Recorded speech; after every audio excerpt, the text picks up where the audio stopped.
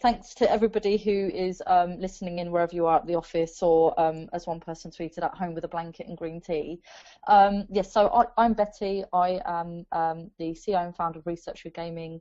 The company is about 2.5 years old, and so in this time I have been making games for research, and I have also been exploring the use of games and gamification in research in some comparative studies with children and adults, online and offline. And so why do we use games and gamification? Well, it's a different methodology of research, yes, and it is very innovative, and lots of people are talking about it in the industry, but the so what factor, if you like, is that it leads to increased engagement and increased accuracy of data. Now, this webinar is an introduction to games and gamification, so apologies if any listeners have perhaps heard me speak before, and I'm perhaps covering very similar ground. But in this talk, I'll be talking about how to create a research game, all the things that you need to consider, what makes a game, and also what games and gamification for research is not. The first thing I want to say, though, is that the narrative that you use in your research game or gamified survey is one of the most powerful tools that you could use. Now, we often talk in research at conferences and LinkedIn groups and so forth about the power of story when we are talking to our clients, our research clients, those who commission us to do the studies, and how we can send the message across to them in a digestible way about the data that we have found. I believe the same is very true for our other kinds of clients, and those are obviously our respondents. So the message that we want to get across to them, games are a very powerful way of carrying a narrative to send a message across to your respondents, to make them think in a different way, to provide an emotional and thought-provoking experience, if that's what research objectives deem that you need. Now at Research for Gaming, we use real and metaphorical narratives to get to the truth of how people think and feel. Not just that, but also what they will do. Often in research, we ask people, what kind of products do you like? Would you buy this? What kind of packaging do you like? But the surveys that we give out to people, the traditional surveys that we give out to people, don't really take into consideration the real life variables that we all experience every day. Just to give you an example that I used at a conference recently, a mother who is shopping in a supermarket is making consumer decisions. She's moving around the supermarket in a certain way, her behaviour is a certain way. But if she's got a screaming child in her trolley and she's very late for a doctor's appointment, this suddenly very time-poor, very busy mum is making very different kinds of consumer decisions, and also consumer behaviour, the way she moves around the store, the way she's thinking. These are all changed because of perhaps an element of time pressure, or that she's worried about her child, or whatever it might be going on around her. And obviously, it's not just mothers that experience these real life variables, lots of other different people do as well. And so when we're asking these mothers with children about what they project that they will do in the future, what they will buy and what they think of certain things, those surveys aren't able to evoke emotions that are similar to how people feel in real life when certain situations occur. And so you can use real metaphorical narratives in your gamification survey or your research game to visually represent situations like that, to use hidden and visible timers to create that sense of time pressure, to use music and sound effects to evoke certain emotions and almost manipulate the way people are reacting to the questions. All of these tools combined together are very, very powerful tools combined to let us get to the truth of how people think and feel. So that is essentially what the key part about using games for research, because it's in the emotions that can be felt that allow us as researchers to get closer to the truth of how people are thinking, how they're feeling, and that's how we can help our clients more. Obviously, the wonderful thing about games for research is that in all the studies that we've done here, and indeed lots of other studies outside of my company, Research for Gaming, there is lots of evidence to support that people actually enjoy this methodology of research more than any other, and I'll talk about some of that evidence in a moment. Now, obviously, I don't want to go into too much detail about the issues with traditional research. I mean, we all, anyone listening is obviously listening because they want to find out about new and interesting methods of research, so you know that there's an issue already. But this doodle of mine, I've used it often in presentations just to kind of highlight not just what we're battling with in terms of a traditional survey method that doesn't quite work very well for data accuracy or you know, straight lining and high dropout rates, but also taking into consideration all the other things that we're competing with, where you have, you know, this young guy here on the left who is clearly doing a survey. You can see a grid question here and is clearly thinking, well, bugger this, I have got other more entertaining things to do. And that's why YouTube videos like Sneezing Panda are so extremely popular, and why watching a video about a sneezing panda doesn't help to improve the world around you in any way, doesn't help to improve the services and products that you use in day-to-day life. Surveys do, but obviously taking part in research is seen as a chore, and that's where we have the problems we see.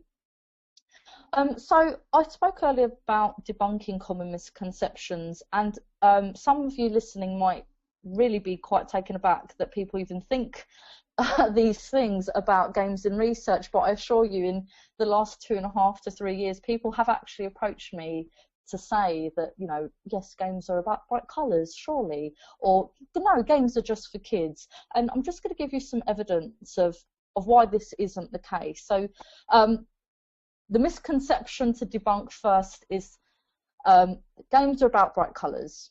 No, they're not. And here's some screenshots of games. I know that they're very small here, but award-winning games like Limbo by Playdead, which is available on Xbox and mobile devices. Simple black and white game, very interesting storyline, very simple storyline, and it's multi-award-winning game. Not a single fluorescent yellow or hot pink in sight, because it's not about the bright colours. It's about the mechanics of the game that make it fun and engaging. And here's just some other examples here. An iPhone game called Naught, a game designer called Original makes very beautiful, very engaging games, not often using very bright colours at all. Another game called Cannonball, just a simple kind of 2D platform game. And a gamification platform called Urgent Evoke, created by a thought leader in gaming and gamification called Jane McGonigal, and that gamification platform, Urgent Evoke, helps people like you and me try to solve real-world issues by going online and essentially trying to become heroes and solve issues that go on around us. So making games for research is not obviously using bright colours, but it's also not making fonts bigger or brighter or just generally try to make fonts look more cool, if you like, and it's also not adding in images and colour. So for example, this presentation, while it might be visually appealing, is not a game.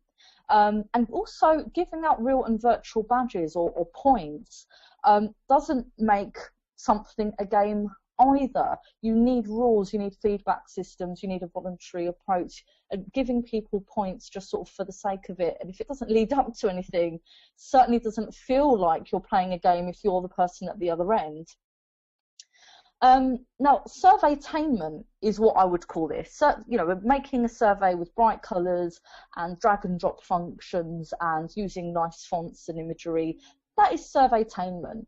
And surveytainment actually does have a lot of evidence to support that you know, those things do increase engagement and you know, do stop straight lining, and there's been lots of comparative studies out there, but it's still not a game, and actually games go up a level, if you like, to provide a more immersive experience for participants that evoke emotions, as I mentioned earlier. Now, the second concept to debunk is that where people just say to me, well, games are just for kids. Well, again, no, they're not.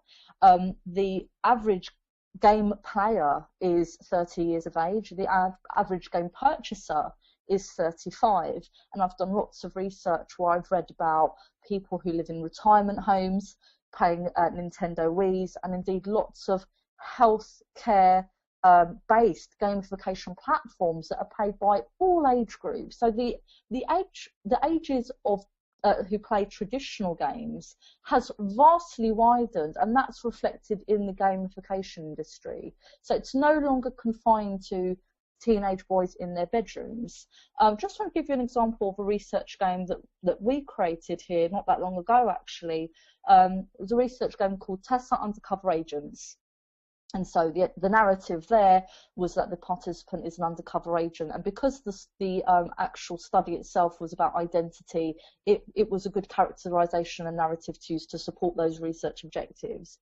And that was a game for 18 to 65 plus respondents in the UK, and we did have people 65 plus play this research game, and not only did they play it, but they really appeared to have enjoyed it as well. And here's just some quotations I've taken, and the first one here is my favourite because it also debunks some other misconceptions that have cropped up as well. So you've got a male aged 72 here, after playing Tessa Undercover Agents, said, "I enjoyed playing this game very much.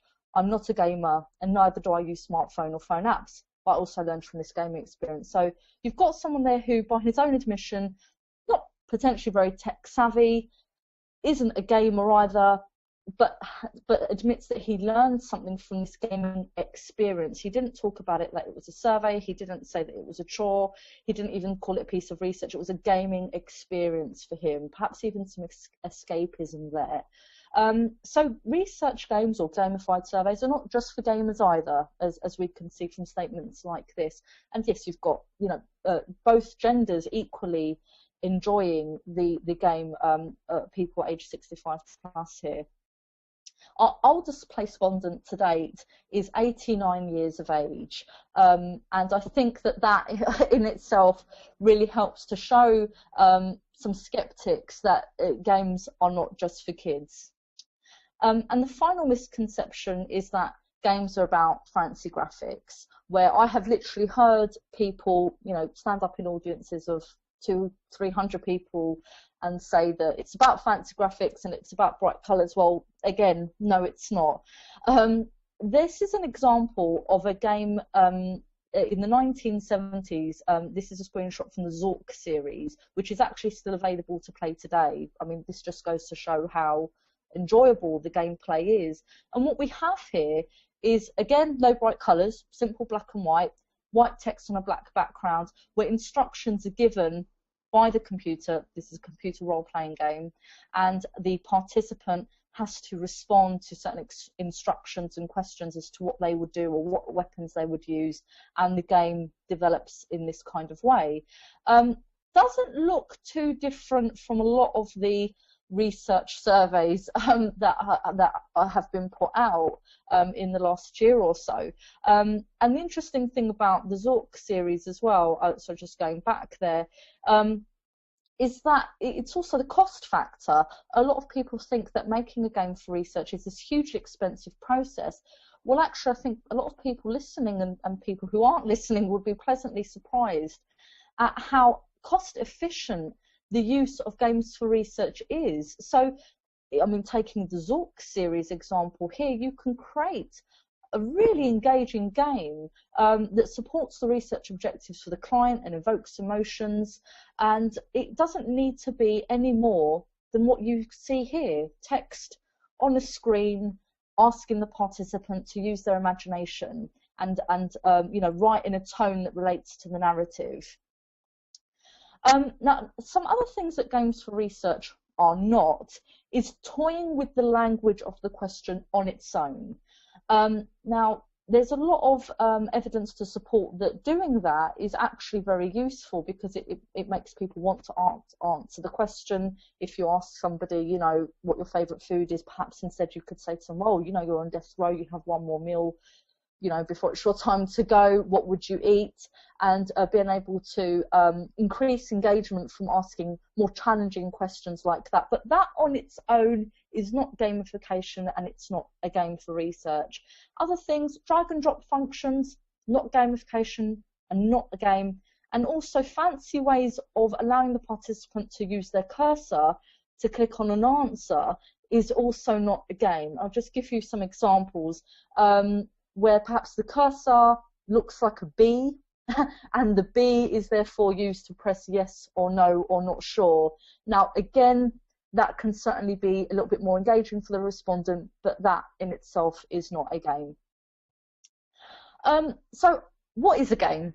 Well, I will be able to show you two sets of acronyms which will act as your how-to guide. Now, as Ray mentioned earlier, this recording will be available to access after the webinar today, but if anybody wants to take some notes, if they're really quite eager to experiment once they've listened to the webinar today, I'd recommend you take some notes, start taking notes now. So acronym set number one is rather and cabin. So I'll just break these down to show you what these mean. And these are the components that makes a game a game. So the R is for rules. All games that you would have ever played have rules, from hide and seek when you were a child to, you know, playing poker as an adult or playing Monopoly. You know, all these games have rules. That is a mechanism, one of the most basic mechanisms of a game. And a feedback system is also a key component of the game. And all of these things are put together to create engagement. And this is where the fun element comes in. People really like to know how they're developing their skills. People like to be able to see certain points or badges or weapons that they have accumulated through playing a game. So a feedback system can be really useful to show them a reflection of all the hard work that they've been putting in. A feedback system can also be used to show people what other players are doing, and this is often known as a leaderboard, where you can see how other players are playing the game and how their scores are faring in comparison to your own. And voluntary participation. Now, this is a tricky one because obviously in traditional online surveys and indeed focus groups, we incentivize our participants, and as Kristen Luck put it at a conference in Casro not too long ago, we tend to trick and bribe our participants. We tell them that a survey is 20 minutes and pay them the appropriate amount or award them the appropriate amount of the points, but then actually it's 35. So we trick them and bribe them in this way. So obviously they're getting something out of it, they're getting paid to do it. But a game doesn't bribe anyone. In fact, obviously the paradox is that in the gaming industry, players pay to play a game. It's completely the other way around. They go out and perhaps not just buy a game, but the console and all the paraphernalia to go with the game so that they can play it better or with more skill. A goal. Now, a goal is a challenge. A goal has to be challenging. It has to really want to make the participant work. And just like in real life, if all our goals were too easy, things would get pretty boring pretty quickly. And so a goal is essentially the why of the game. You know, why should the participant take part in your research game? Why should the player play your iPhone game? What is the goal at the end? And obviously it's not just one ultimate goal. There are smaller goals leading up to an ultimate goal, and these are otherwise known as levels, where there are these goals and, you know, targets broken down into smaller, more digestible chunks for people to reach up to over time. Now, some people may argue that there's lots of games without a very clear goal. Games like Farmville, what is the ultimate goal there? And I actually had a very interesting debate with a games professor at Brunel a few weeks ago, debating on actually is Farmville a game just because of this factor alone. But if you ensure that there is an ideal for participants or players to adhere to, whether it's an ideal stage for the character to reach, or an ideal amount of perhaps weaponry to accumulate, or ideal amount of you know, missions to overcome, then these are reasons why they should take part in your game. Now, rather is the basics of a game. It's the cake, if you like. The icing on the cake is cabin, and this is what you can see here. So the C is for a collaborative approach. Lots of Zynga games, which are very people who use Facebook should be very familiar with Zynga games. Those games have got really fantastic collaborative approaches where someone in their cafe, in a game like Cafe World, can collaborate with another player in their cafe. They can actually go to their cafe and help them out in their virtual diner in order to get back some rewards. So the benefit is for the player, but also for other players as well. So there's lots of collaborative approaches. And the same goes for games like World of Warcraft, where there's a collaborative approach with you and other players perhaps take part in quests or dungeon raids. Collaborative approaches really help other people playing the game feel really connected, and it's a real key to the engagement. It's part of the reason why people come back and play the same games over and over again. How can collaborative approaches be used in research?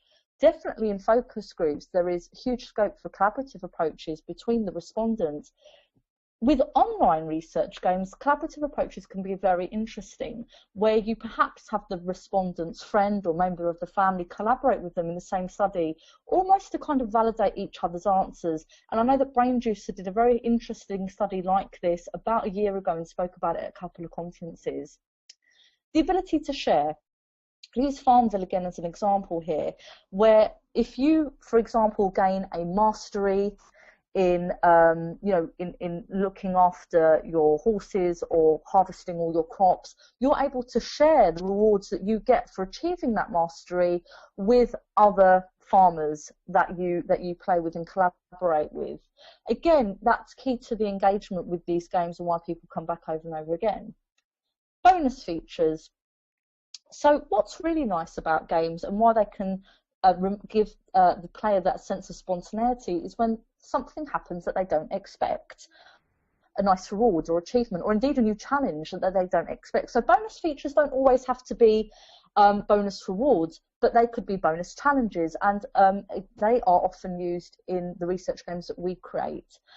So just as an example, in a game that we created called Dubious, the bonus feature at the end was that the participant who is said to be living in the future can now write a diary entry about their day in the life in the year 2030. So although that was, an additional question, an open-ended question, which obviously helped our client, to the participant it was a bonus feature. Now, increases in problem solution methodology. Any people who have played Super Mario who are listening, games that I'm sure a lot of us are familiar with, will know that obviously level 1, world 1 is much easier than world, any kind of the levels in world 10. Indeed, the bosses that you have to overcome, the obstacles that you have to overcome increasingly get more and more difficult. And this is the increases in problem solution methodology. As a player builds their confidence while they're playing a game, they're able to overcome more obstacles, bigger challenges with more ease. Again, how can you use that in research? Well, again, using some examples from our own work, it might be that you leave perhaps more sensitive questions until the end of the survey, so the participant is building up, especially if you're using a relevant narrative, towards something that might be a little bit more challenging towards the end of your gamified survey or research game. Now, the noticeable aesthetic, although I said that games are not about bright colours, indeed, if you are making a game for research, it is really lovely to be able to have a noticeable aesthetic that really captivates the respondent's attention. And obviously, in terms of semiotics, the way that you use colours and the layout, and indeed just the general imagery itself, can really help to support the narrative that you're using, and obviously the narrative that you're using is there to support the research objectives. And that obviously is a nice segue to the final end there of narrative. Just going to use an example here of a game called Papo and Yo by a game studio called We Are Minority, Minority Media in Montreal in Canada. And the game Papo and Yo, while you're playing it, and on the surface, even just by the name, you would never guess that the narrative is used as a very powerful metaphor. The game designer, his father being an alcoholic, discovered as he was growing up that he could neither help his father or kind of be around him when he was, you know, absolutely drunk. And so this game was a narrative to support that emotion that the designer felt. So this game was created to carry this message across that, you know, with alcoholics and with people dealing with drug abuse, you can't really help them, they have to help themselves. And that was and that's ultimately what the game is all about. It's a very powerful narrative, a very powerful metaphor. And so narratives in research games or gamified surveys can absolutely be used to help the participant understand what it is that you're trying to do with your research, help them understand what the client's research objectives are. Again, as an example, we created a game early this year where the participants had to answer lots of questions about a new product that was being developed. They had to assess the packaging, they had to assess the flavours that would be in it, and the name of the product, basically all the things about a product in development stages. And so the narrative was that the head of marketing for this company, for this food company, has retired. And so now it is the participants' role to now take over and make those decisions about what packaging is best and how they would name this product and what they think other people would like and what they think other people would want to see in the supermarket. So the narrative that we used, it was absolutely used to support those research objectives.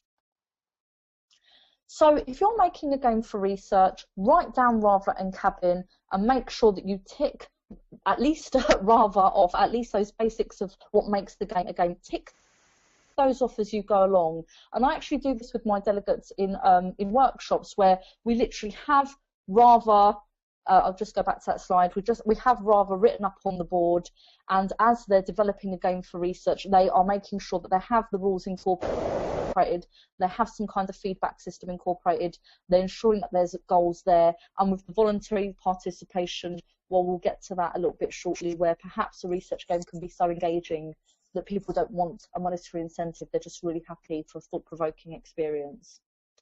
So the second acronym set I'm going to show you is called RECARB. And these are all the things that you need to consider before you start designing a game. So before you start incorporating rules and feedback systems, even before you've got your pen and paper out and start, you know, storyboarding if you're trying to do something online and figuring out your narrative, these are things that you have to consider. So the first thing is research objectives.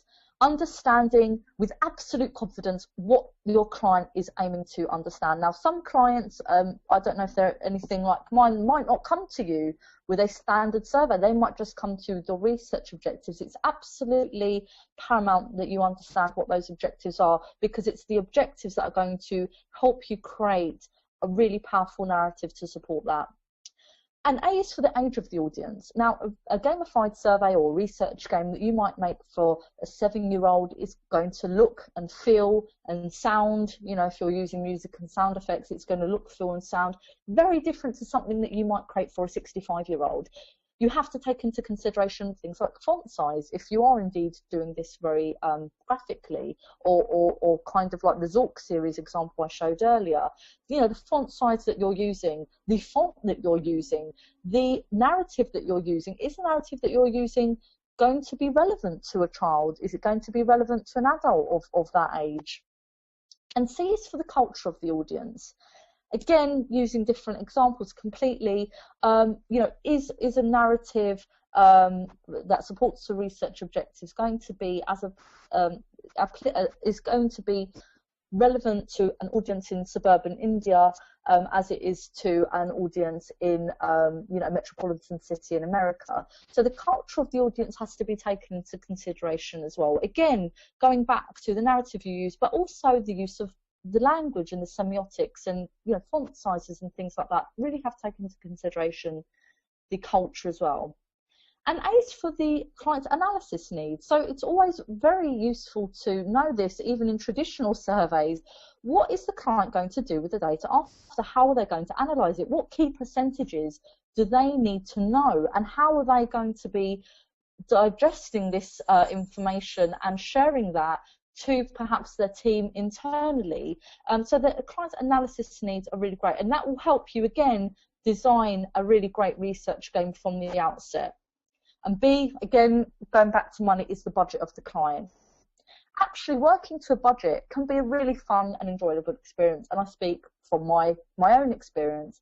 Now, again, people have said lots of times that, you know, making game for research can be very expensive. I showed you the Zork series example earlier, just text on a screen. But again, you might want to go for text on a screen like that if your client's budget is quite small.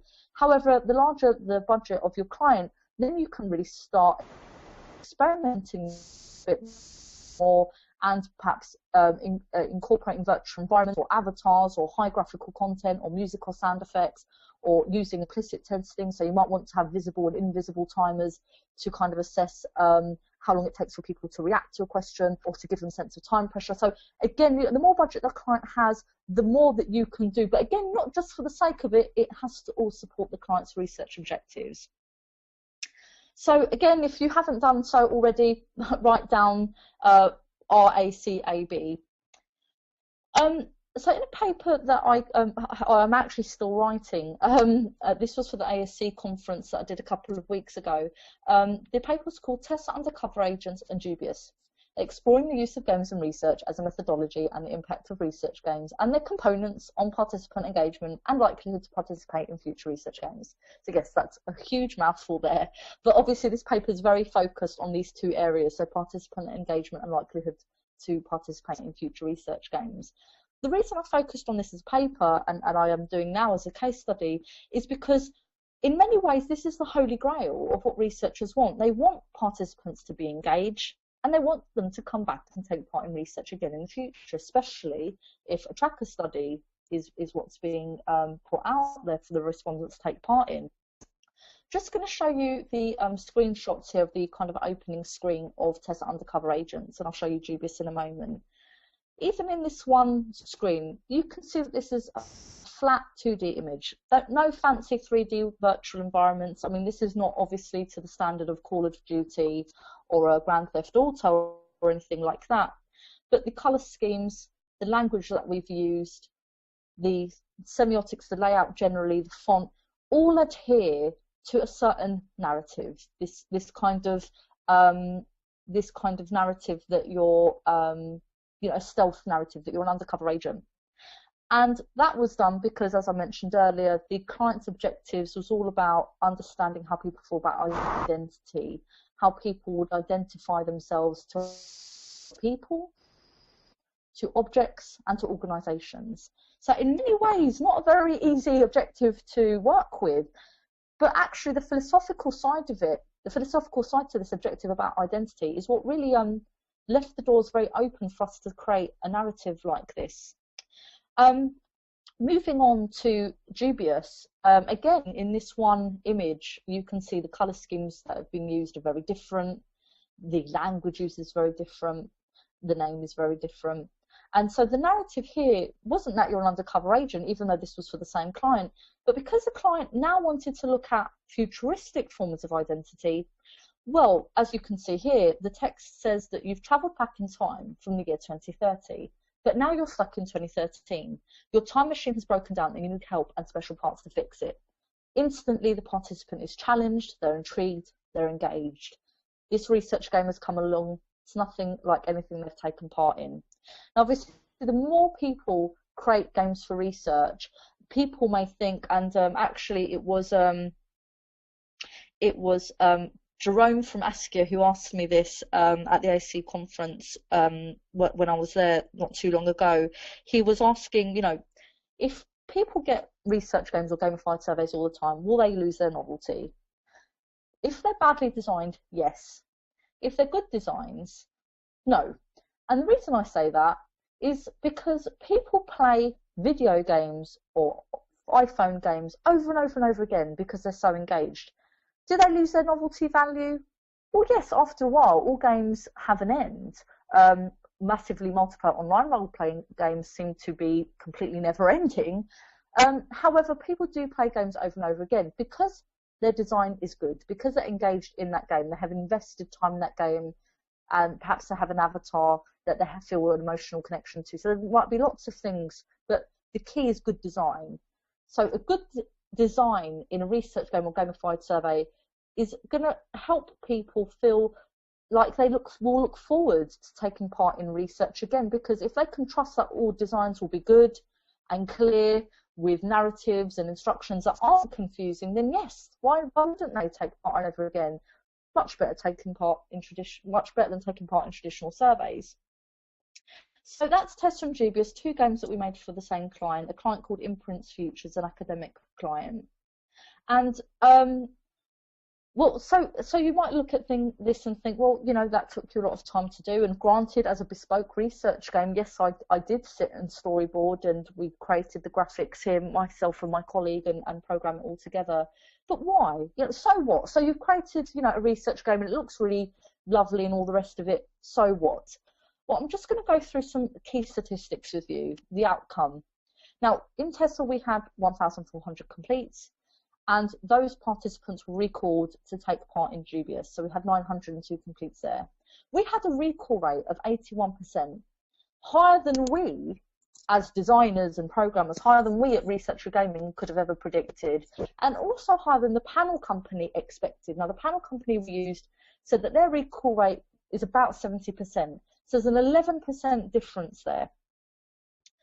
So that is part of the so what, if you like, that people want to come back and do more, and the rate that people come back to play again is higher than traditional surveys.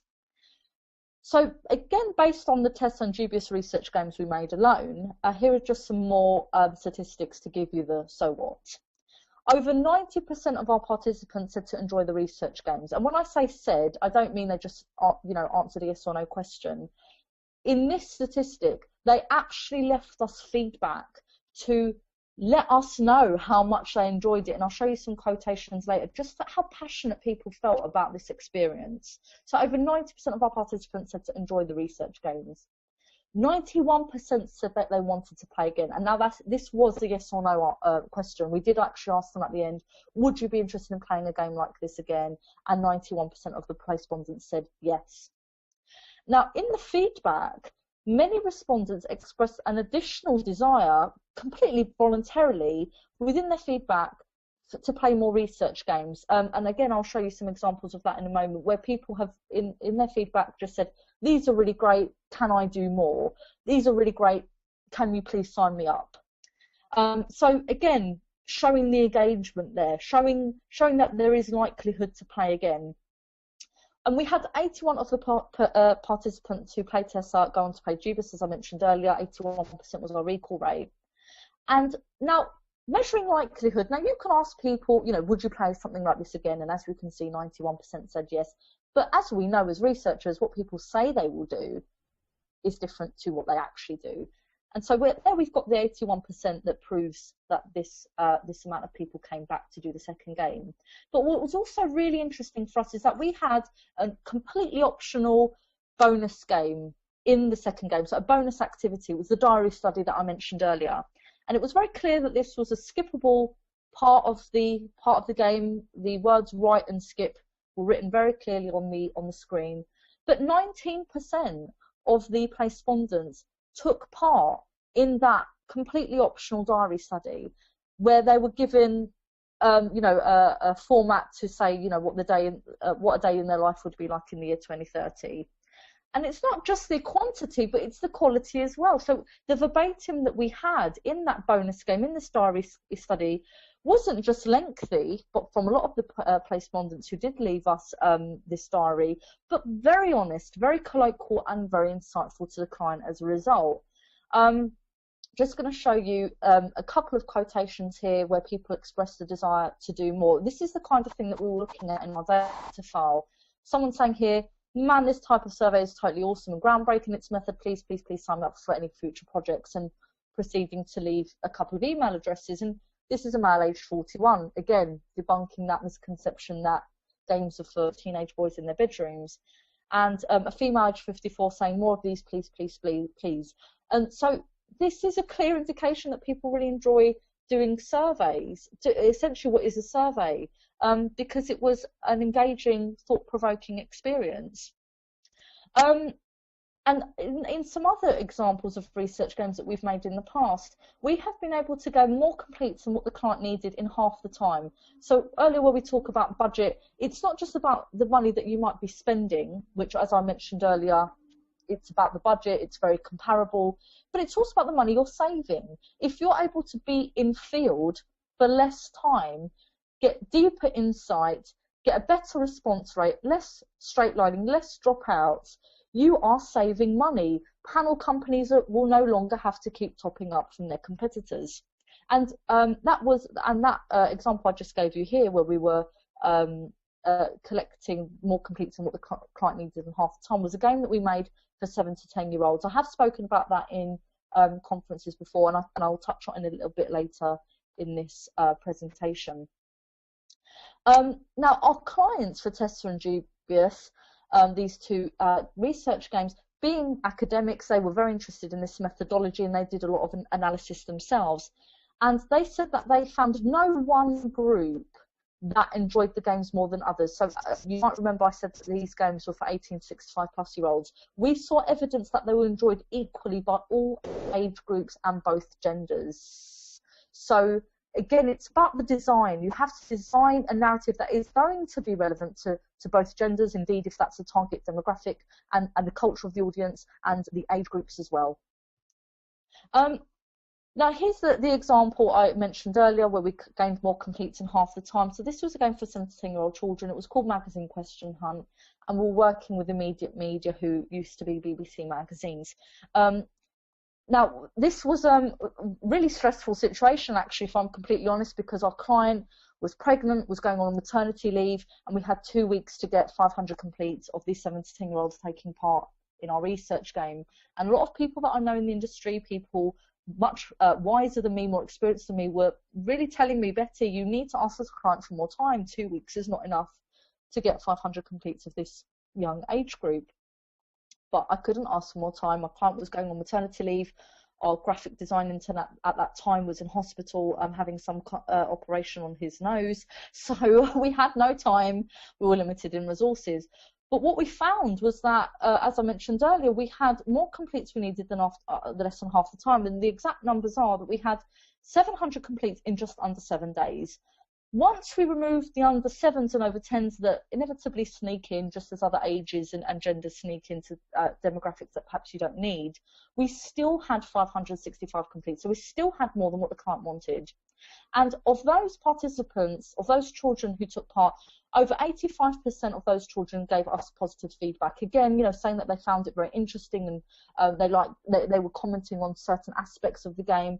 And what was really lovely about these children, and also the adults that have participated in the research game, is that they're so engaged in this process that they take the time to let us know how we can even make it better. And I'll give you an example of that in just a moment. So, sorry, yes, here are some of the quotes from the children that took part, and you can see them referring to specific areas of the game, like a celebrity guessing game. A girl age 9 has noted that there, and a boy age 7 has noted that activity as well. And again, expressing a desire to do more. I would really like to do it again another time. So you can see that that's for the children and the adults. Now, in Tessa and Dubious, 25% of the participants left us comments, and these are the kind of things that we were reading back. So, simple things like "so good" or "very weird game but intriguing as well." But people saying, "thank you," and people saying, literally by their own admission, "totally engaging," and people saying, "count me in for the future." These are people who want to do research. Now, they want to do research if it's going to be in an engaging format like this. And just some other quotations. Again, these aren't particularly cherry-picked. These are across all ages and both genders as well. People saying, "would love to do this again, any more." People saying, "I hope it works out well for you." They really kind of felt like they had a sort of relationship with us, kind of talking to us, and also elaborating on the content of the research itself. You can see someone sorry, the next slide I'm going to here, talking about what they think about the futuristic forms of identification that we touched on within the survey itself. someone saying that it's a refreshing change to tick boxes, thank you. So again, thinking about the so what, why is this important?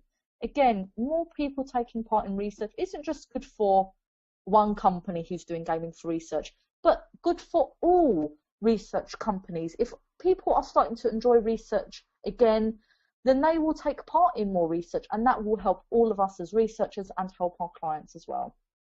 Here's an example of where I evoked emotions a bit overboard. You can see a quote down there saying, someone saying, I enjoyed this, best survey question I've ever done. However, the music makes me tense and panic, not necessary. Well, in Tessa, we had music and sound effects, but we didn't have a mute button. So sadly for the participants, if they liked the music or not, they had to listen to it unless they muted their laptops altogether. But the thing is, I wanted the people to feel stressed and panicked at certain times of the game, because part of it is that you are having to give up your forms of identification to the Elite Secret Service Agency, Tessa.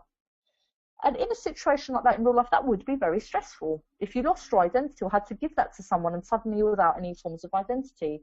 So we used the language, we used the narrative, we used the music and sound effects to make people feel stressed out. But again, why? To evoke those emotions, to get closer to the truth of how people think and feel and what they will do. Being able to watch how they react as opposed to asking them, what would you do? So moving on from the quotations of Tessa undercover agents, the key thing that I've talked about emotional engagement a lot. Now, obviously, when we talk about research and when we look back on research textbooks over the last 4 or 5 decades, we've always been taught to be very objective. Almost as the researcher, you're encouraged to take yourself out of the research. It's got to be the most unbiased thing, and being completely unbiased, that's what stripped our surveys down to their bare bones looks, grey backgrounds or white backgrounds with radio buttons.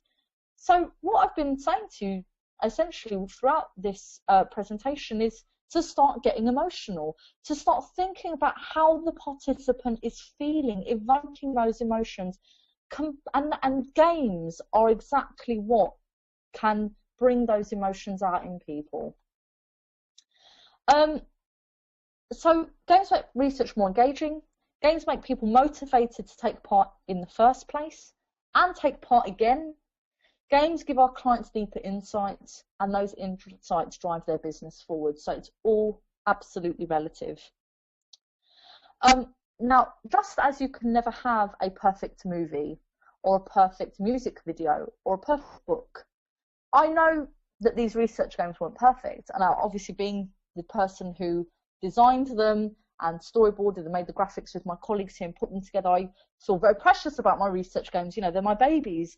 But I know that I can look at them in an objective way and know that they're not perfect. But despite that, they were reflected upon as great and enjoyable and as an experience. These are real words people used.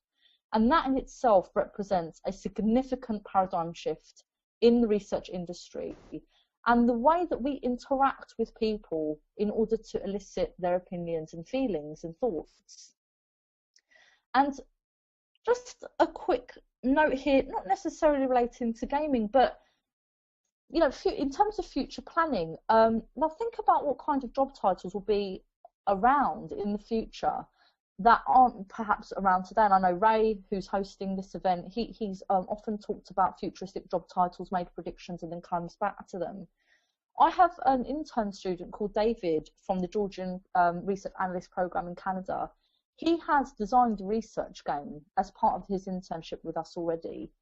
On his LinkedIn profile in the future, will he be able to say that he understands research games or he's skilled in gamification for research? Will that be one of the skills that his acquaintances and colleagues endorse? Definitely yes. But what other kind of skills will our researchers of today need for tomorrow? I think games, understanding semiotics much more, also being able to design in terms of graphics, and also lots of elements of basic programming, I think, are going to be more skills that we see in the future from researchers. So I want to say thank you very much for listening to my talk, and I hope that the debunking of the misconceptions and showing you what a game is and all the things to take into consideration when designing a research game are helpful. If any of you are designing at the moment or want to design when you're back at the office tomorrow, whenever it may be, and need a hand, I'm on Twitter, on email, always open to share my experiences to help people along. Just a page of resources here. Oh, sorry, that was a slide too soon. Now, Researcher Gaming, we have a blog, and that has a lot of case studies of how gamification has been used, not just in research, but lots of other industries. I would encourage any of you who are not using Twitter to use Twitter, and if you are using Twitter, search hashtag gamification. Lots of people tweeting every second about gamification, case studies, articles, you know, the pros and the cons, you know, lots of information there. Books like The Storytelling Animal by Jonathan Gottschall. Now, that focuses on narrative, and that's very important. Even if you're not making a game, but just want to understand how narrative can be used in a traditional survey format or in a focus group. The Art of Game Design by Jeff C. Shell, hugely popular book. Recommend that. Reality is Broken by Jane McGonigal talks about how games can be used to help improve our daily lives and solve real world problems in a broader sense, but very inspirational. And because gamification is an industry, I would recommend going on gamification.co. Lots of conferences going on with gamification, wealth of case studies, lots of contributing writers on their site. I mentioned the RTG blog already, but you can do courses in gamification. Market Research Society run a couple of courses on gamification, and I know that there's an organisation called Gamification Research, and some consultants do a consultation on gamification research there as well. So thank you very much for listening, and I guess we're open to questions.